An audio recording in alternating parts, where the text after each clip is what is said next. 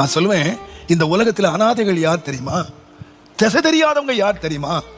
நான் சொல்லுவேன், என்றைக்கு தகப்பன் வீட்டில் இல்லையோ அந்த வீடு என்ன வீடுன்னா அனாதைகள், திக்கற்றவர்கள். அந்த தகப்பன் போன பிறகுதான் இவ்வளவு காரியங்களை அவன் சுமந்தானா, இவ்வளவு பாரங்களை சுமந்தானா, பிள்ளைகளுக்காக அவன் இத்தனை காரியங்களை சுமந்தானா? இப்ப அழுறான், எங்களுக்கு தகப்பன் இல்லை, எங்களுக்கு திக்கு தெரியல. நண்பர்கள் இருக்கலாம், தாய் இருக்கலாம், யார் யாரெல்லாமோ இருக்கலாம், எல்லாரும் இருந்தாலும் நாங்க வாத்தியார் இருக்கலாம், உறவுகள் இருக்கலாம், பணம் இருக்கலாம், பொருள் இருக்கலாம், பட் எங்களுக்கு திக்கு தெரியல, திசை தெரியல. ஏன் தெரியுமா? எங்களுக்கு அப்பா இல்லை.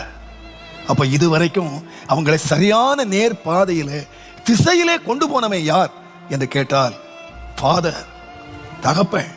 அவன் சரியாய் சுக்கானை பிடித்து அவன் நடத்தி கொண்டு போகிறான்.